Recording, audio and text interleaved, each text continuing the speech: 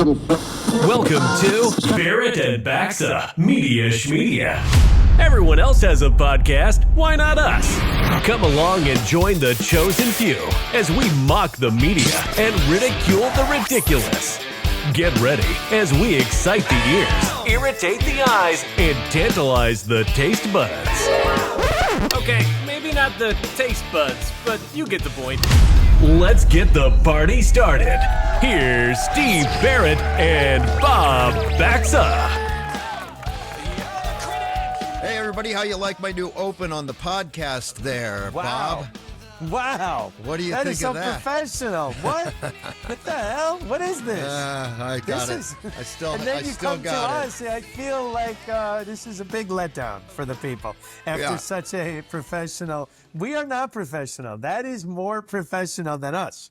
Quite Yeah, frankly. that is. I think I'm That's getting the problem. ahead of my ski. What do they say? Yeah. Getting ahead of your skis Over your there? skis, yeah, Over you're your getting over your skis? Or like, skis, yes. dating outside of your what's the one about dating?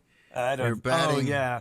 Outside Yeah. your, I don't know. I don't know. We We're don't not know. as good as that open. But- That open's better than us. But damn, that was good. I love But that did you thing. see how good I look? Did you Wow. see the cartoon versions of I ourselves? love the yeah. Well, I'm a little. It's a little strange. Steve is in charge of the cartoon, getting the cartoon versions made, and for some weird reason, Steve comes out looking like he's 25, and I come out looking like I'm like Steve's father in those the cartoon versions of us. It's Well, like I'm your dad. What? yeah. What? I'm not Carl Barrett. It is. What the hell It's happened? yes. It's What you are my happened? father. You know who pointed it out is one of our good liberal friends, Josh Wilson. Wilson. Yes, we love him. I love Josh. I love you, Josh Wilson. I love you, Josh Wilson. I Remember love that? you, Josh Wilson. Yeah, That was good. That was great. But Josh Wilson, one of our liberal friends who we hope Yes. at least listens to us, and you don't piss him off too much, Bob.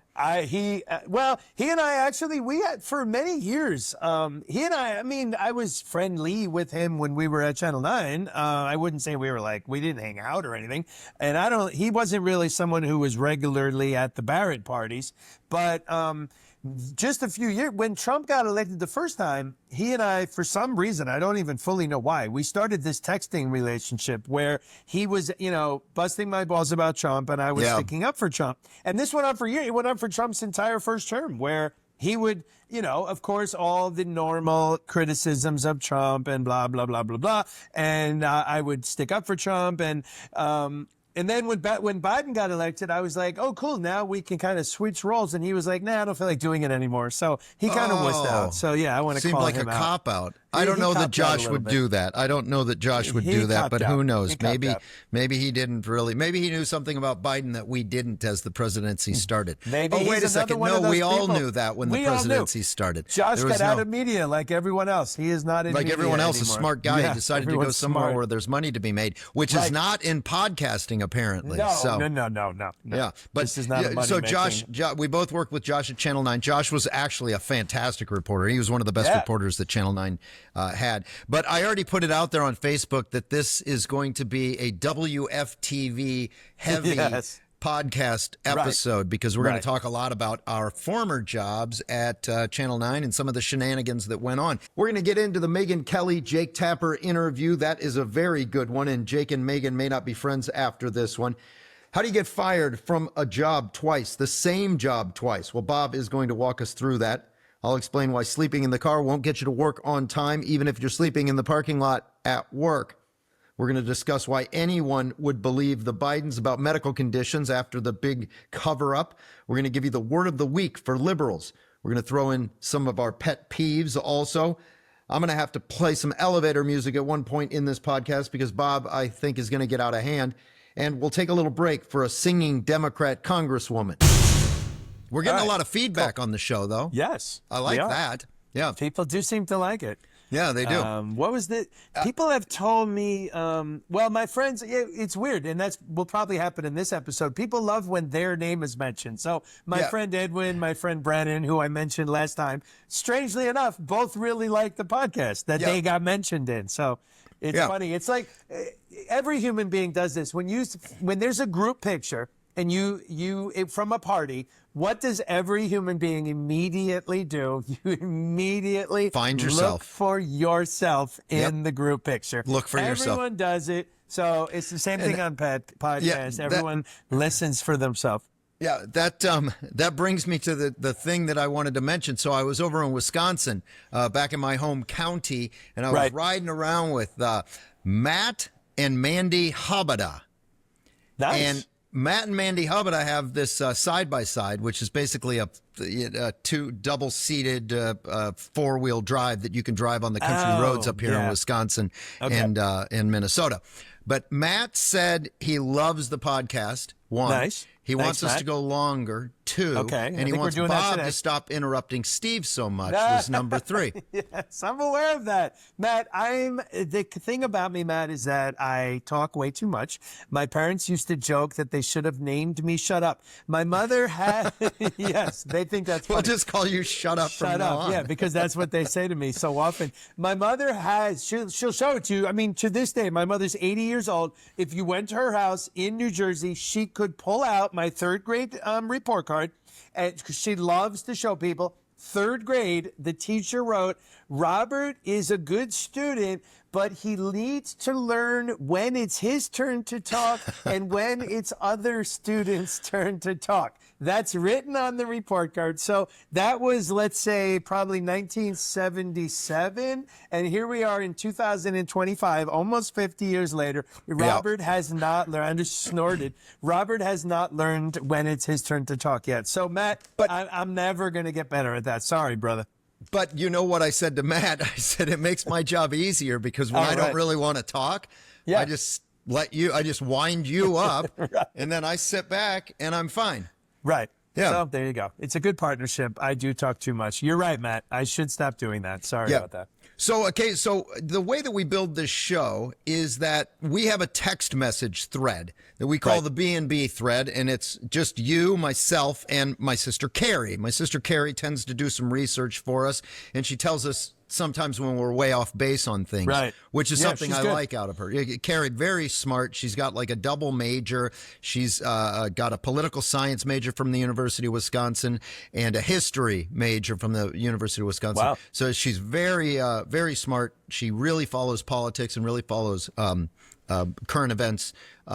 But on that thread, you occasionally say things that I think are worth repeating on the show. So what I did is I came up with this new thing that I'm calling Statements from the Office of Bob Baxa. And here we have the first statement from the Office of Bob Baxa. Those of you just listening, you didn't get to see the wonderful press release that I have in my hand from the Office of Bob Baxa. And this is an official statement of the spokesperson of the Office of Bob Baxa. Okay, let's hear what he has to say. In short, we call it the OBB. Of course. So this is statement number 1 from the OBB, a newly created office, made executive order by Donald Trump to create the Office of Bob Baxa. Right, of course.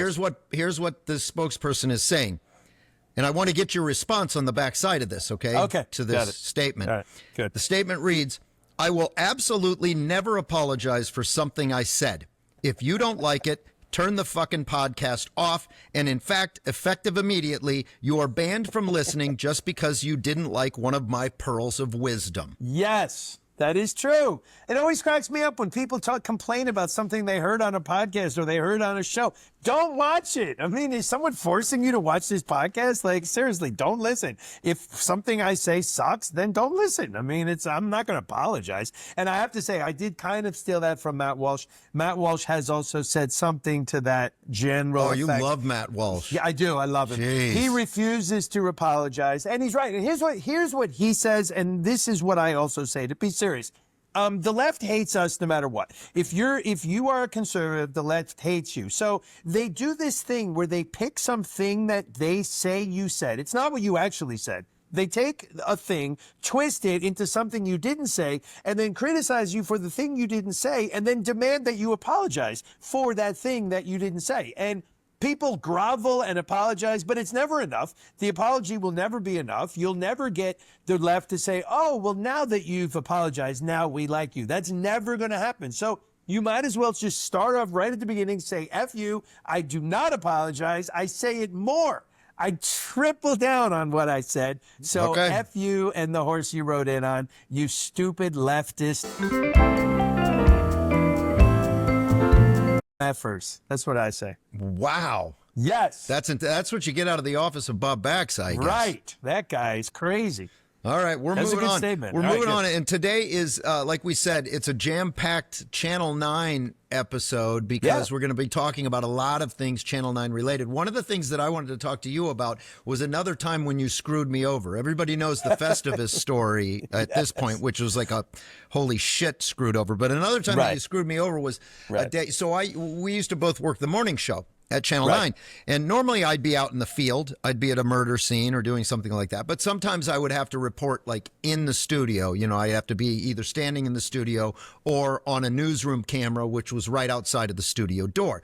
And Bob, you were the lucky one because you had a little traffic couch back behind the set where you could sit and relax and wait for your moment to come on television. And so I took advantage of this couch one morning and I told Bob I'm going to take a little nappy nap back behind the studio wall. And I'm in the studio, though, so I have to turn my phone off. So I take my phone, I put it off on put the ringer on quiet, and I can't use my alarm to wake myself up moments before my live. You're behind the set. And keep in mind, there's an intercom system at Channel 9 that works in the entire building except for one area, and that is in the studio, because clearly you can't have an intercom going off in the studio. So you could page someone if someone's on the in the bathroom, you can page them anywhere in Channel 9 except this one place where Steve was sleeping. I happened to take a little nap, but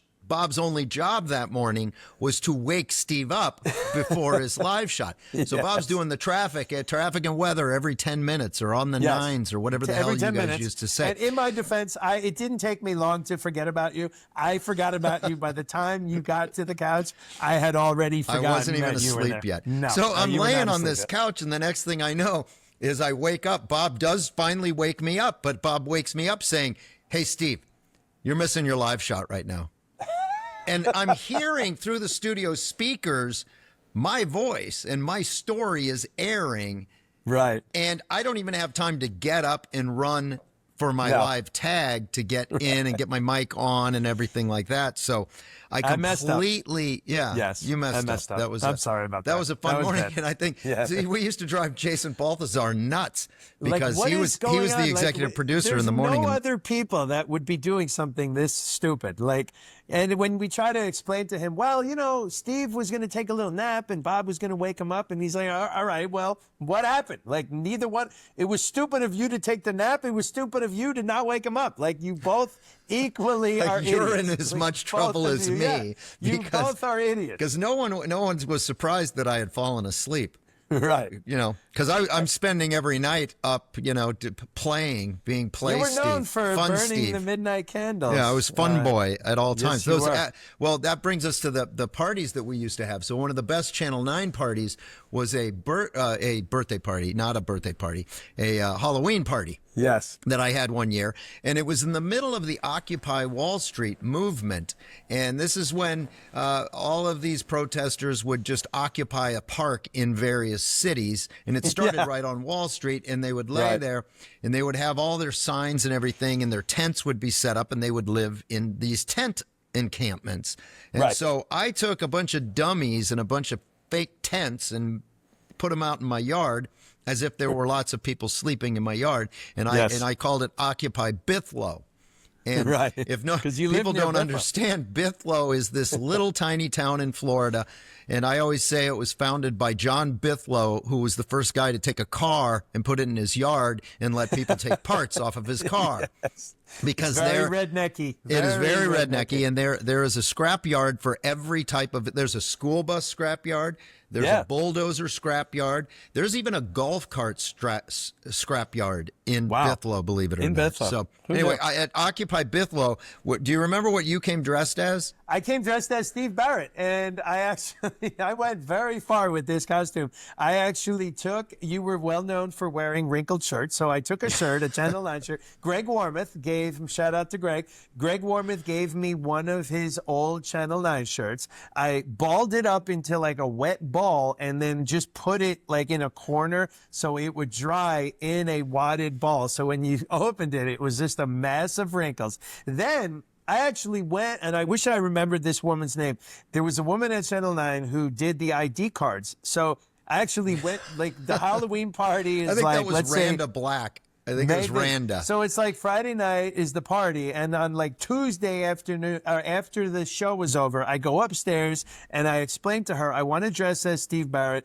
Would you be able to make me a Channel 9 ID with my face, but that it says Steve Barrett on it? And of course, she had to like go into the system. The system did not want to allow someone to do this. Somehow she managed to make me a real Channel 9 ID that had my face with the name Steve Barrett on it, and I wore that around my neck. I spray painted my hair gray with that hair spray paint color thing, and even though you barely had gray hair back then, but I think you had the gray sides, so I did the whole thing gray, and I wore wrinkled pants, and I put the tag around my neck, and I showed up as Steve Barrett, Channel 9 Eyewitness News. Dude, and it was a big hit. Everyone loved that awesome. costume. And someone else came dressed as Jose Baez, which was Casey Anthony's attorney at the time.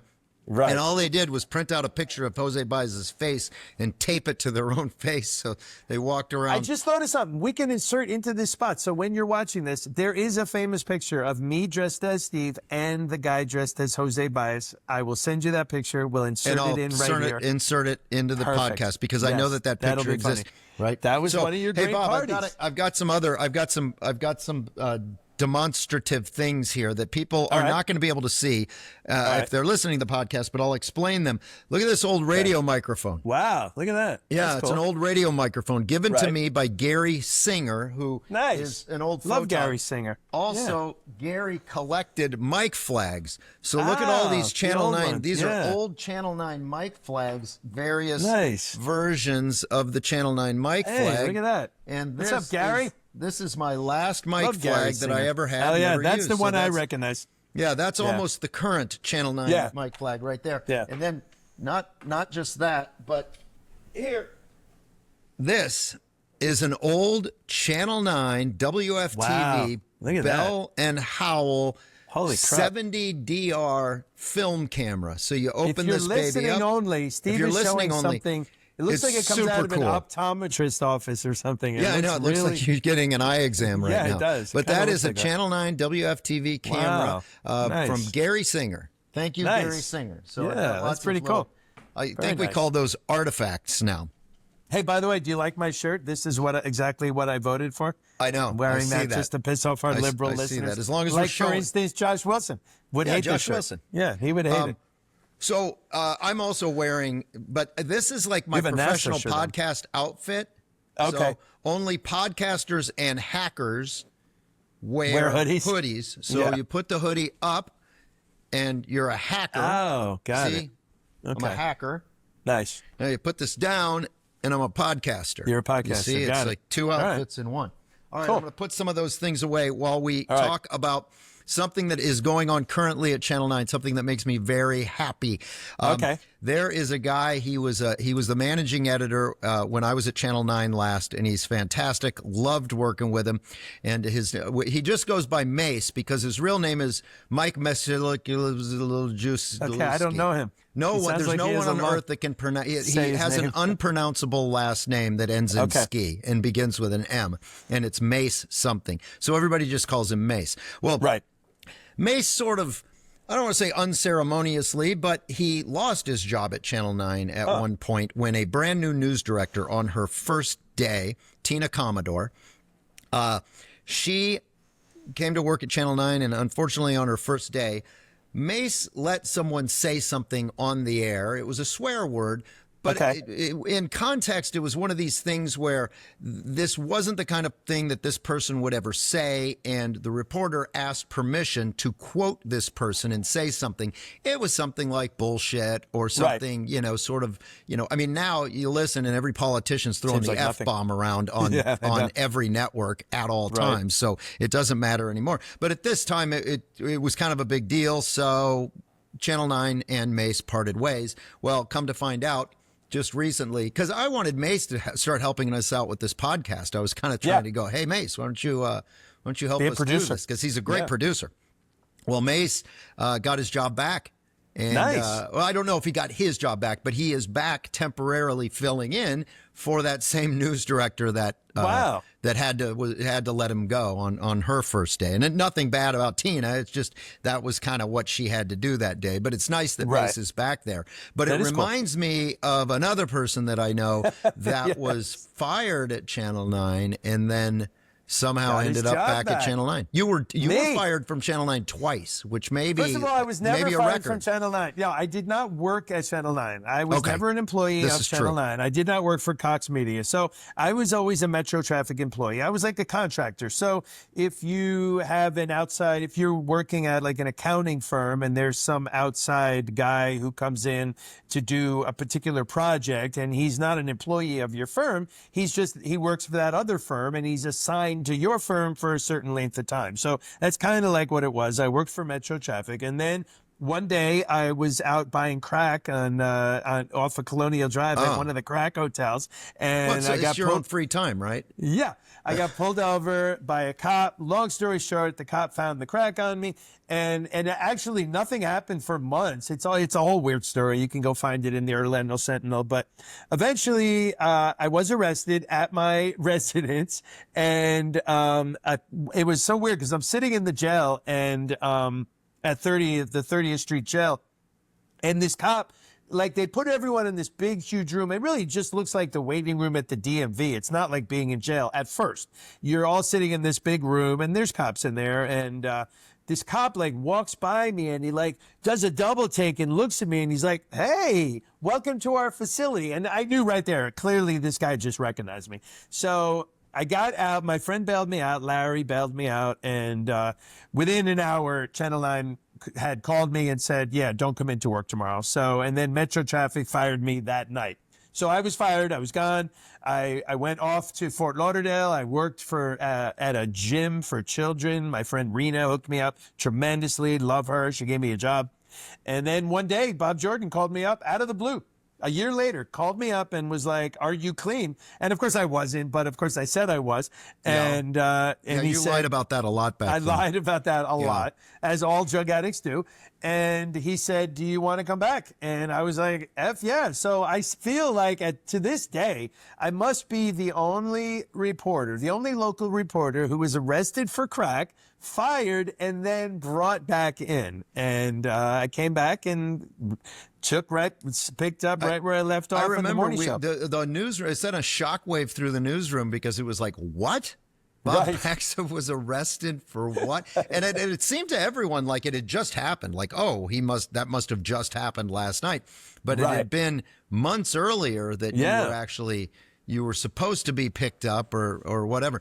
And then the second time, though, that you were fired wasn't really anything to do with you. It was more a contract thing. And some people would say that this is what he said was, I still remember it. To me, this epitomizes Bob Jordan as a leader. He called me in and there was like 3 of them in there and somebody was talking first and they were like, listen, we've been talking and there's something we do want to talk to you about. And Bob's like, hang on. We've made our plans for the future. They don't include you. And so he got right to the point. And it turns out that they had just gotten tired of dealing with Metro Traffic. They wanted to bring the traffic reporter position in-house. They could not just hire me because I had a non-compete clause. I couldn't just go to work for Channel 9 or anybody else for that matter. I would have to stay out of the Orlando market for a year. They wanted to bring the position in-house. So they basically said to Metro Traffic, we're not going to use you anymore. And Metro Traffic had made it clear to me years before, if it wasn't for Channel 9, you would not have a job with us. We think you're a pain. For some reason, everyone at Channel 9 I feel like everyone at Channel 9 loved me. I had nothing but friends there. You and Yeah. I mean, we got along. I got along with But everyone. were you a pain in the ass to them? For some reason, the people at Metro Traffic universally hated me. I think was jealousy. They hated that you I got had to be on TV or something. I and don't they know. weren't. Who knew? I got to have such a cool job in the traffic world. So I was like universally despised by the Metro Traffic co-workers. They were happy to. They were so cut happy. you loose And for a second they time. were like, well, if Channel 9 doesn't want him, we have nothing else for him to do, so we'll just fire him. And so they did. So that was the second time I was fired in Orlando. And Wow. so that led to the golf course. From there, we went to the golf course, and we've already told that whole story. So there Right. you go. Yeah. You can get your job back. Good story. And you can go back and listen to the other episodes. They are filled with stories from, Channel 9, from our lives, professional stories out in the field, crazy stuff. We're going to do more Florida Man history at some point, but we got some good segments coming up. But also, speaking of second times, there was a second time that I slept through live shots. And this was, everybody knows, big Van Halen fan, right? And so I get this. I came up with a reason to cover this. It's the IAPA convention, and there's no reason to cover the IAPA convention for me except that they were having a private Van Halen concert. This is my press pass from IAPA, and that press pass right there got me into this concert. And what I didn't realize when I was going to the concert is all drinks were free. Oh, that's so dangerous. I sit through this concert, and it lasts till like 11 o'clock at night, and I'm supposed to work at 3 o'clock in the morning. Wow. So That's not possible. So my buddy Thomas Durden, photographer, great guy that I worked with him forever. Thomas Durden is fantastic. He picks me up, or not picks me up, but drops me off in the parking lot of the television station. And of course, I've been drinking free drinks all night, so I'm intoxicated. So I did something that I had done before after 1984, the Van Halen tribute concerts. I had just kind of crashed in my truck. Yeah. It was a very big truck, and I could sleep right in the back. And but I think this night I had my car, and so I just laid the seat back, and I thought, okay, I'm just going to sleep for a few hours. And then when Thomas got back and came back to work the next morning, because we were working together in the morning, he was supposed to wake me up. Well, Thomas's alarm didn't go off. Nice. Mine didn't go off. And the next thing I know, I wake up and Jason Balthazar is knocking on my window of my car. And it's 5 o'clock in the morning. I've already missed my first live shot and everything. Right. And I step out of the car and Jason's like, I am not putting you on television today. So it's the only time that I ever got written up for anything. Nice. And the assistant news director at the time, Matt Parcell, came to me. He said, Steve, we've got to write you up for this. But Bob Jordan called me into his office, and I said, well, Bob, I went to this concert. I was a little bit intoxicated, so I thought that the smart thing to do was to sleep in my car. And Bob said, Steve, I can tell you unequivocally that sleeping in your car is never the right thing to do. You had no good options, but I'm not going to. I'm going to criticize you for sleeping in your car. I'm not going to sign off on your decision. So I went home that day. I think I had to take a sick day, and I came back the next day, and everything was fine. But I did get a nice little note in my file, so I'm sure that's in the HR office to this day. I think, to my knowledge, it's the only time I was ever written up for anything at Channel 9. Otherwise, exemplary record there at Channel 9. Yeah, so it's good. You're listening to Barrett and Baxa, Media SCHMEDIA. All right, let's forget about the Channel 9 stories now that we have clanked that, and we're going to move on to the Media SCHMEDIA portion of the reason Media we're SCHMEDIA podcast. Yes. Yeah, so we're breaking our podcast down into a couple things. There's Barrett and Baxa, and the flagship of that is Media SCHMEDIA, where we talk about the media. And then we also have our bonus episodes, which we have one coming up on cover bands, our favorite cover bands coming up. But we're going to do a lot of music stuff. So music stuff is going to be big we're going to do us. a lot of music stuff. When we do music stuff, we're going to have to bring in Kenny Gibson. He is a literal rock and roll encyclopedia, man. The guy knows everything about music. He's a figurative rock and roll encyclopedia. No, he's literal. He's not literal. He's not square, a literal encyclopedia. has many, many pages. That's, using the word pet wrong peeves again. are not until later in the podcast. We end the podcast with pet peeves He's today, a literal buddy. encyclopedia. So Hey, do you think Hillary and Obama were together on the Joe Biden cover-up and running things behind the scenes, or do you think it was just Obama?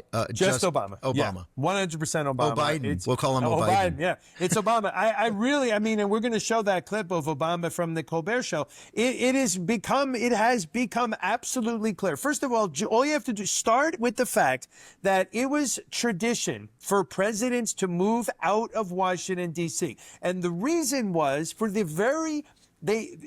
appearance of having an old president still in town gave the appearance like, well, maybe this guy is still doing some input. And so every former president, up until Obama, left D.C. and moved. I mean, George Bush went to Texas and Bill Clinton went to wherever the hell he went, to his girlfriend's house, and they all left D.C. until we got to Obama. He bought a mansion in D.C. and stayed in town. And then numerous people from the Obama administration got jobs in the Biden administration. So, I mean, you don't have to look any further than that. Clearly, Obama was running the whole show. And Joe Biden is senile. We know this. He was and he is senile. Yeah. Oh, absolutely. And now, the cancer thing has happened. And, I don't wish that on anyone. But at this point, it is clear that you can't trust anything that the Biden family says. So correct. I'm sorry, but people who are saying, oh, how can you question the cancer diagnosis? My question is, how can you not question the cancer diagnosis and when they knew and all of that? Well, they lied about the senility, and we could see that with our own eyes. So clearly you can't see prostate cancer. So if you know, you can see senility. Every time the guy talked, he fucked it up. So we saw that with our own eyes. If they lied to our face and said, no, you didn't see that. He wasn't talking to a dead congresswoman. You didn't really see that. Why wouldn't they lie about the prostate cancer? Of course they did. They lie about everything. Yeah, and we were talking about this article that I think you just sent it to me. Maybe you just sent it to me this morning, but it was some report that said, well, we couldn't have covered it because we didn't have any sources to back it up. But not having sources doesn't mean that you can't ask about it every single time something happens, and that didn't happen. Nobody asked about it except maybe Ducey Jr. It's over Jeffrey Goldberg from The Atlantic. He's the one who just said it. And his name's been in the news a lot lately. He's the one who got accidentally added to the Signal text thread. But Jeffrey Goldberg is like, if you think that the media is covering this up, or did cover it up, then you don't know the way reporting works. And it's like, dude, you're so full of shit. You're reporting just works lying, that man. you see something and you ask about that thing that you saw. Like you don't wait for some source to come and say, hey, there's a 15-car pileup on I-4. You can look and see that there's 15 cars. There's at least a dozen. Maybe it's, but I don't have any sources to confirm because I'm not, I'm a journalist and I can't use my own eyes and my own brain. I have to use other people's brain to like if I tell looked my at stories. a traffic camera and saw there was a giant pileup, do I tell the people right away, or do I have to not without wait a source? You need a source. The police haven't to say. told me yet. Yeah, and you used a good example. If the president walks in with a cast on his foot, you say, "Whoa, president, there's a cast on your foot." Clearly, you don't need a doctor, a source that a doctor told me that is a cast, and it's probably because he broke his leg. He might have an injury. He's limping, he has crutches and a cast. So no, you don't need a source. You need eyes, and you need to ask questions. So we referenced it a minute ago. You actually found that clip where Obama, he's talking to Stephen Colbert. Yes. And he actually, of course, he is joking. Yeah. Right. He's joking with we just did air quotes for those of you who are not watching us on air quotes. But here I'm going to share this and we're going to listen to it. I've said this before. People would ask me, knowing what you know now, do you wish like you had a third term? And I used to say, you know what, if I could make an arrangement where I had a stand-in, a front man or front woman, and they had an earpiece in, and I was just in my basement in my sweats looking through the stuff, and then I could sort of deliver the lines, but somebody else was doing all the talking and ceremony. I'd be fine with that. I mean, he just told us what happened. That is clearly, you go back to the primaries of 2016. If you remember, Bernie Sanders was ahead by a lot. Joe Biden had lost the first couple of primaries. He was not even in the top 3. And then all of a sudden, one by one, everyone dropped out. Bernie Sanders dropped out. Pete Buttigieg dropped out. You have to say his name correctly. Whoever else, I forget who else was even running, but they all dropped out, and all of a sudden it was Joe Biden. And it's clear, Obama said to himself, wait a minute, if Bernie Sanders wins, I probably can't control Bernie Sanders. He's his own man. I can control. Joe Biden's an idiot. He was an idiot when he had his marbles. Now that he has no marbles, he's just an absolute idiot. So I'll be. Well, I don't remember him doing anything even in the Obama administration. So Obama, I'm sure. But that begs the question then, why did Obama drive him out and support Hillary? Because maybe he thought that Biden couldn't beat Trump. But if you hear Obama say it, he has that famous quote that he says with the mic drop thing where he says, at least I will go down in history as a president. As a president, yeah. Because Trump said he's going to go down in history as the worst president ever. And he said, at least I'll go down in history as a president. But I don't think Obama will go down in history as the worst president ever, because that's reserved for Biden. Yeah. Well, Biden and Jill. Right. Jill and Joe. But I mean, that's Obama telling us what just happened. Now we know for sure that, I mean, that joke was not a joke. That is, he clearly was running the country, I say. I mean, we'll never probably know. It would be great if we could know. We should know. Maybe there's some reporter out there that would like a polygraph on these issues. John Kelly. We need people to Kellyanne Conway. Absolutely. Steve Bannon, Jared Kushner. Let's hook them up to a polygraph. You know what? It's a serious offer. If you're willing, any one of you, hook up to a polygraph. We'll put it on TV. You can have my hour. We'll do one a day. Is Donald Trump fit for the presidency? Is he capable of carrying out the responsibilities? There's a growing and insidious trend in right-wing media, broadcast, print, and social media. It is to take highly misleading and selectively edited videos of President Biden directly from Republican National Committee social media accounts, and then use those videos to spread messages virally to cast doubt on President Biden's fitness for office.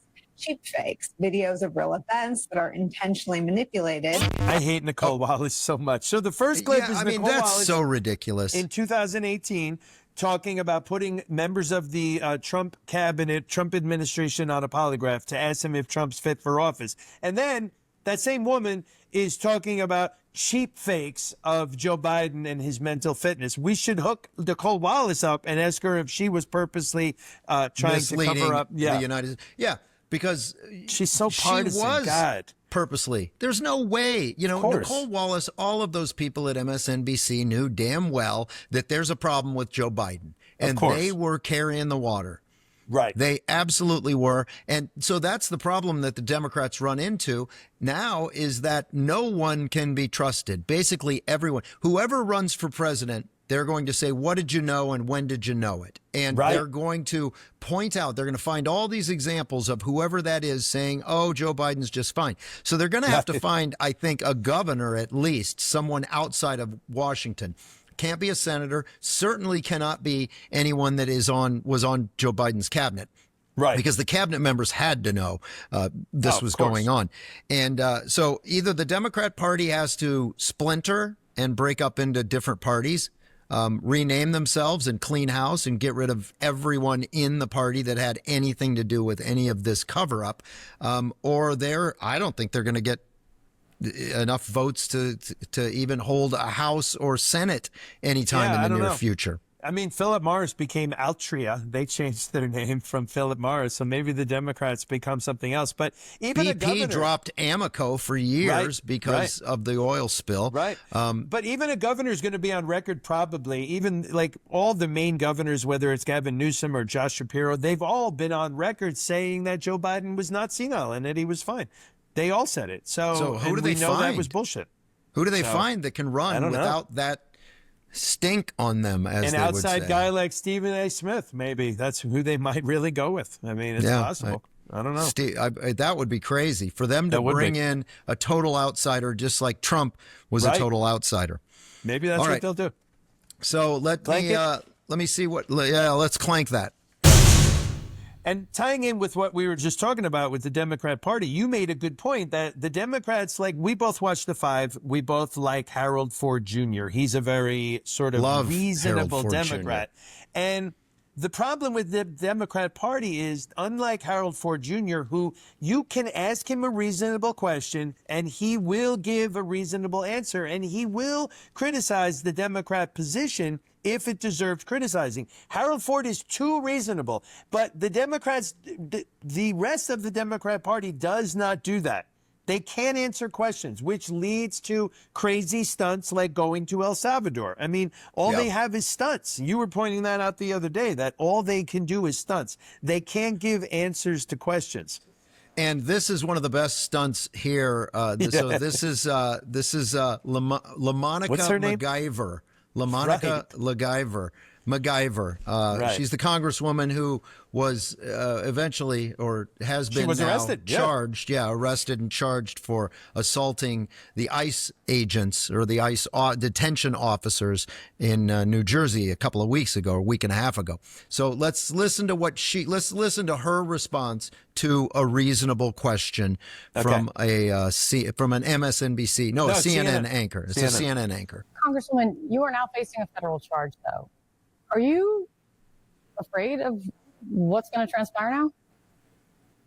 You fight on, you fight on, you fight on, you fight on. When your government is doing you wrong, you fight on, oh, you fight on. God, that is so good. That is so good. That is real. That is real. That is not fake. We did not make that up.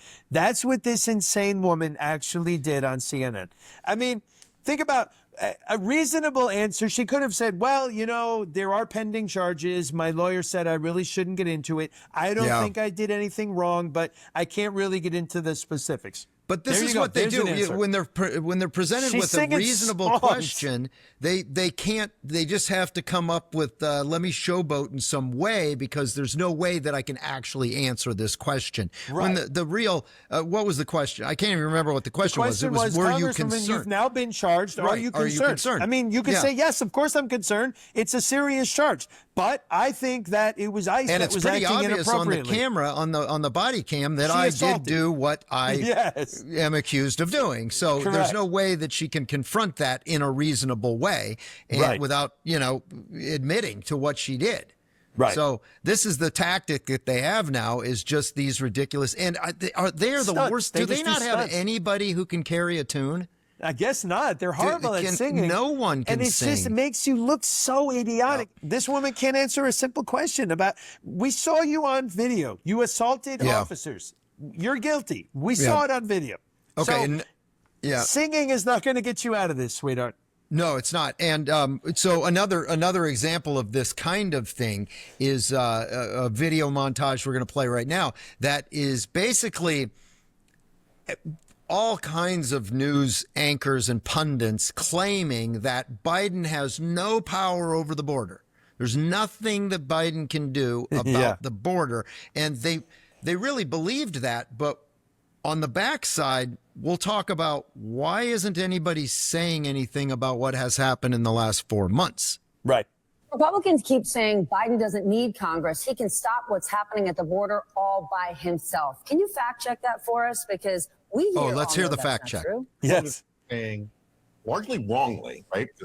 Saying that the president can close the border unilaterally on his own. The president actually doesn't have the authority under law to do that. There's only so much President Biden can do with executive action, and he did try to do whatever he could. They actually are doing everything they can. The president's hands are tied. There's only so much that he can do. President Biden has issued certain executive orders, but there's only so much he can do within his purview. What an intractable problem this is for the president, with no easy solutions. No easy solutions here. There are no easy solutions here, folks. President, there's only so much he can do without Congress. How much can actually be done? This goes on and on. I'm pausing it because you get the point. There are no easy solutions here. And actually, there was a totally easy solution. It's called elect Donald Trump as president. There you go. There's your easy solution.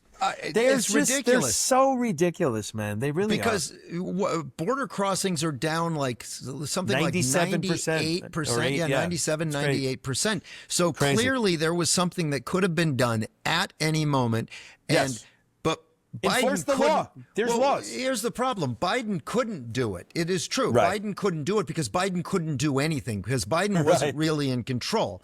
It was the 5 or 6 people that were in the Oval Office and maybe phone calls to Barack Obama or Hillary Clinton, if you believe some, of what. And their people. And so one more thing that the party does is this whole idea when they need to get a point across, they feel like the only way to do it is take one little word or one little phrase and throw it out there. And I guess they tell everybody to use it. They just say, it was like, I think last week we were talking about, go forward. We're going forward. We're not going back because they don't want to talk about what happened with Joe Biden. Well, this is the reaction that they had to Trump being in the Oval Office and another, media situation with the president of South Africa. Everybody saw it last week, but this was the media's reaction to it. Oddly enough, it's all the same. President Trump ambushing the president of South Africa. Of South Africa and attempting to ambush and humiliate that leader inside the Oval Office. Essentially, he was a bit ambushed inside the Oval Office. It was another Oval Office ambush, rather like... Well, another Oval Office ambush, it would appear. President Trump ambushing the president of South Africa. This was an ambush.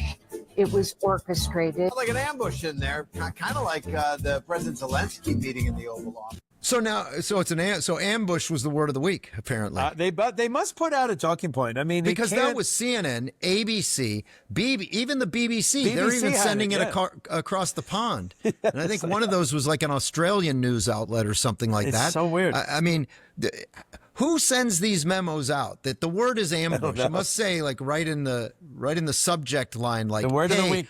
Everyone say ambush. It's like Sesame Street. Today's Sesame Street is brought to you by the letter word C. sharing and the letter R or something. Yeah, today's media landscape is brought to you by the word ambush. Yeah. Who knows who's putting it out, but they clearly get the memo because they all do it.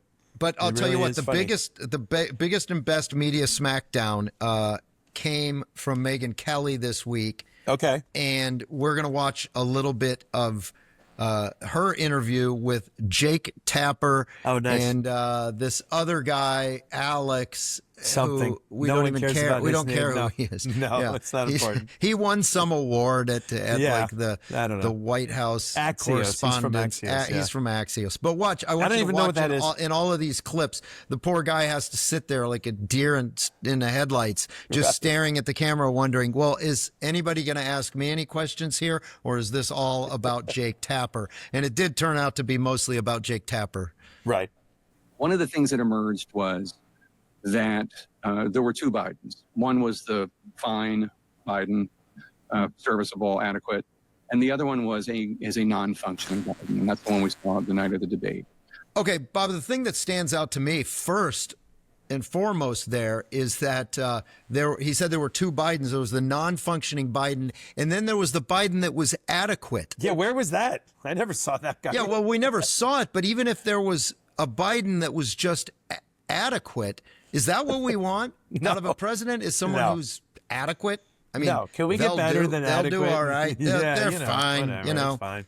Put them. I don't know where this adequate Biden was because I never saw adequate.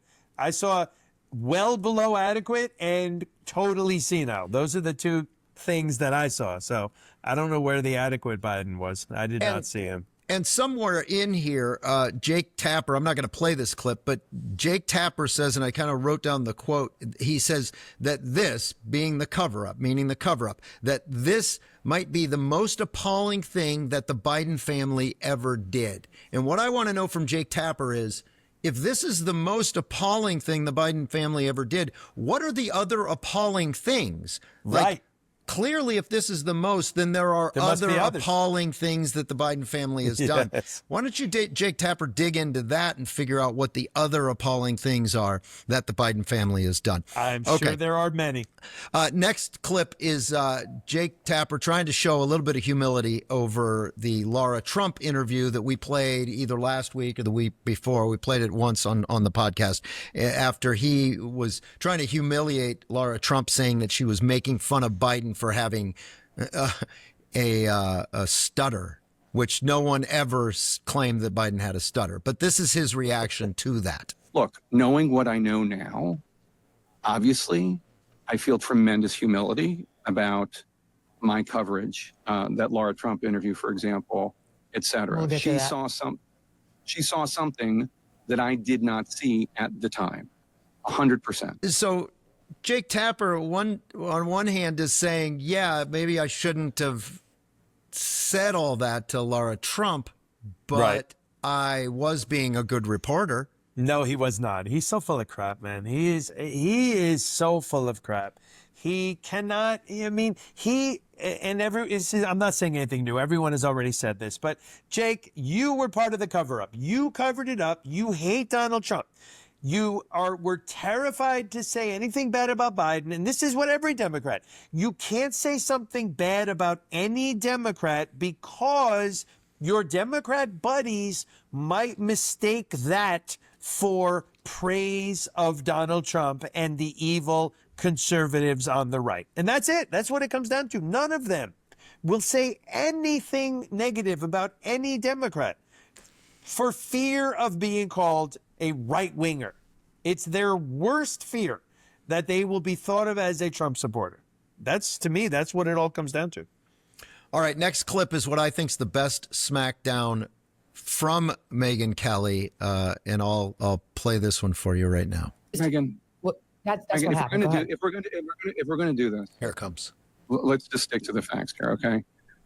When there is a damaging report, that's what I've been doing all along. I'm talking about what you just said. Didn't miss the biggest story of the century when it comes to presidential politics, and one of us did. That's good. Yeah, she's right. Megyn Kelly shot him down. I don't know if Jake Tapper recovers from this. I mean, he might just have to take the money from this book and retire because no one's going to trust him with anything. I mean, how do you even trust what's in the book based on his past? And when he says, I didn't have a source to tell me that Joe Biden was senile. I don't have a source that told me Joe Biden was senile. I have these eyes. I watched this guy. He couldn't think. He couldn't talk. He couldn't walk. He could do nothing correctly. He fucked up everything. Like, what are we talking about? Joe Biden messed up everything he did. He was bad at everything. He would yell at people. He would immediately turn angry. The one speech they talk about that he did great, that fiery red background speech with the Marines, he was like an angry, insane person. Like, that to me was one of the worst ones of all. When all he did was yell at the camera, it is a horror, this horrible person. And he's like screaming at the camera. That was the most senile I'd ever seen him. You don't need sources, Jake. You have eyes, and you lied. You're a liar, and liars continue to lie. That's why the media is dying in this country. They're dead. They died. Past tense. It's not current tense, present tense. It's past tense. The media died. And now it's podcasts and, conservative media that you can actually count on to tell you the truth.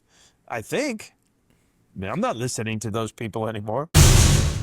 All right, one more clip. We are getting a little bit long, but everybody wants us to go long now. That's true, Bob. So we're going a little bit long, and this was really a great interview. This is finally the point at which Jake Tapper admits who was right and who was wrong in the media landscape. So here's this one. And Alex and I are here to say that conservative media was right and conservative media was correct. And that there should be a lot of soul searching, not just among me, but among the legacy media to begin with, all of us. There will be no soul searching. They will not. No one's going to soul search. I don't think they are. No, I don't think they not. are. I think they're going to double down on the way that they've acted.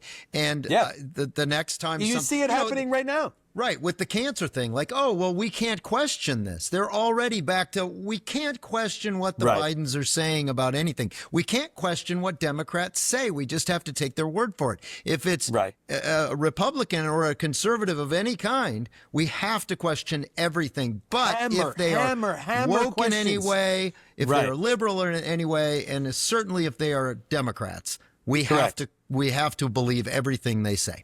Correct. It's ridiculous. It's the way it is. They just, if a Republican does something, they hammer him with questions over and over and over. And Democrats are just taken at face value and allowed to lie their asses off. It's the way the media are, and this is why the media are dead in this country. And that brings us to our final segment, which is our pet peeves. And one of your pet peeves is something that anchors do pretty regularly, or at least on MSNBC. Right, Joe Scarborough, and a lot of anchors do this, and you've actually said you've heard this too.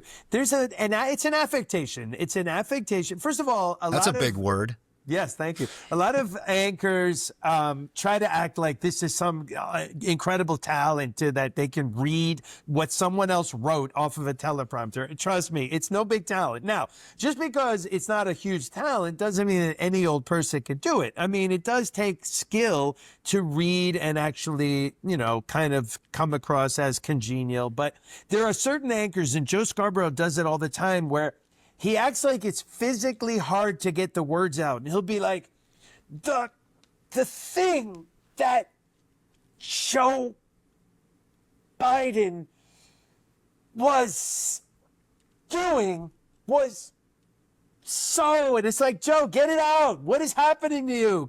What is wrong? Can you talk? Yeah. It's hard. He can't get the words physically out of his mouth. And then along the same lines, he'll do this thing where he says a word 10 times in a row. He'll go like this. And Joe Biden was at the speech and he said the thing that he said at the speech, and the person was looking at him, and it's like, Rachel Maddow does that all the time too. She always stops, but Rachel Maddow does this thing where she kind of, she tries to look at the camera. The children. Oh, the children are being separated. Oh, I can't say it.